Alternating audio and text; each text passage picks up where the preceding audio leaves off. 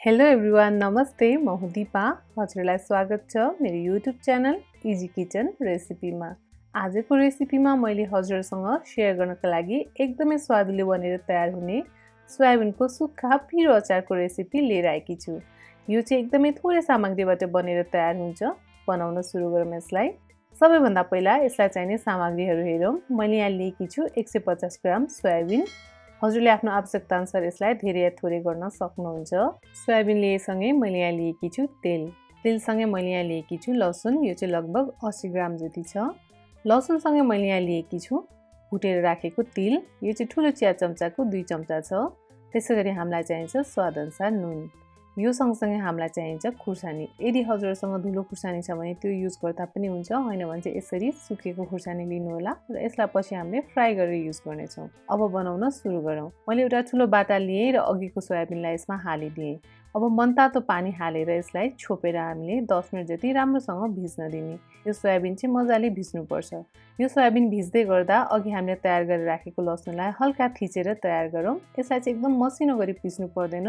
यसलाई चाहिँ हामीले थोरै थिच्ने मात्र र यसलाई पछि हामीले फ्राई गरेर युज गर्नेछौँ।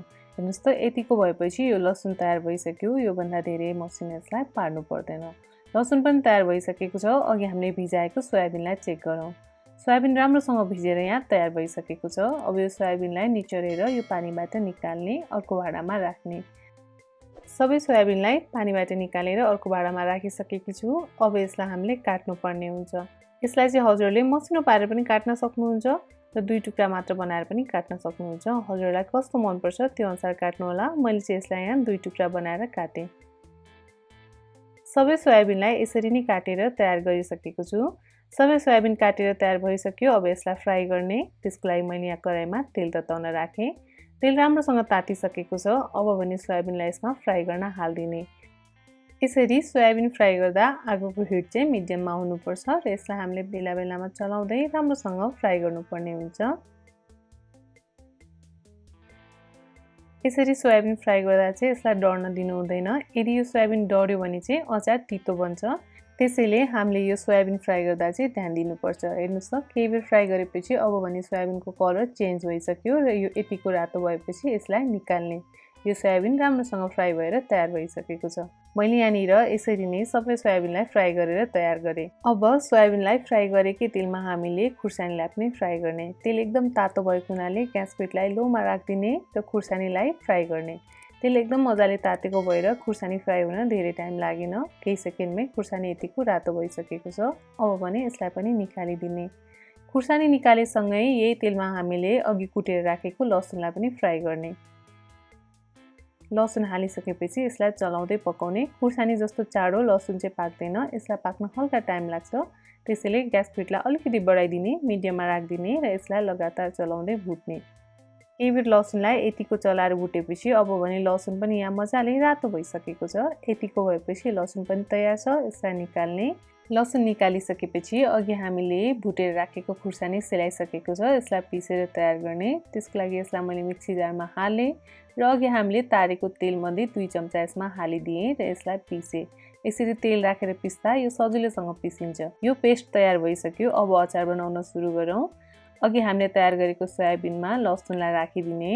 लसुन राखेसँगै अघि पिसेको खुर्सानी पनि राखिदिने। हजुरलाई कतिको पिरो मनपर्छ त्यो अनुसार राख्नुहोला। मैले चाहिँ यो अचार अलिक पिरो नै बनाएँ किनभने यो अचार पिरो बनाउँदै एकदमै स्वादिलो बन्छ। त्योसँगै मैले यसमा तिल पनि राखिदिएँ र स्वादअनुसार नुन पनि राखिदिएँ। अब भने अघि हामीले तार्दा युज गरेको तेल यसमा ठुलो चम्चाले 2 चम्चा राखिदिने। तेल राखिसकेपछि अब यो सबै सामग्रीलाई राम्रोसँग मिक्स गरिदिने। यसरी यो सोयाबिनको अचार बनाउँदाखेरि हामीले चाहिँ यसलाई मिनिमम पनि 2 देखि 3 मिनेट राम्रोसँग मोल्नु पर्ने हुन्छ। किनभने यसलाई हामीले जति राम्रोसँग मोल्यौँ त्यति नै यसको भित्रसम्म मसला पस्छ र यो अचार एकदमै स्वादिलो बन्छ। यदि हजुरहरूलाई यो अचारमा पिरो सँगसँगै अमिलो पनि चाहिन्छ भने हजुरले आमचुरको पाउडर पाइन्छ त्यसलाई हालेर मिक्स गर्न सक्नुहुन्छ। मैले चाहिँ यहाँ अमिलो हालिनँ। यो चाहिँ यतिकै नै एकदमै धेरै स्वादिलो बन्छ।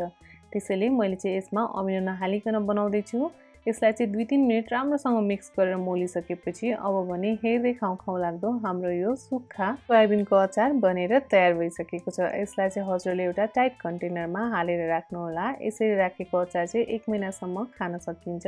एकदमै थोरै सामग्रीमा बनेर तयार हुने यो अचारको रेसिपी हजुरहरूले पनि एकचोटि ट्राई गर्नुहोला। हजुरलाई आजको भिडियो कस्तो लाग्यो? मन परेमा यो भिडियोलाई लाइक गरिदिनु होला, आफ्नो साथीभाइहरूसँग शेयर पनि गरिदिनु होला। यस्तै नयाँ नौलो अनि छिटो मिठो रेसिपीहरूको लागि इजी किचन रेसिपीलाई सब्स्क्राइब गर्न भने नबिर्सनु होला। हजुरहरूको दिन शुभ बितोस्। Thank you.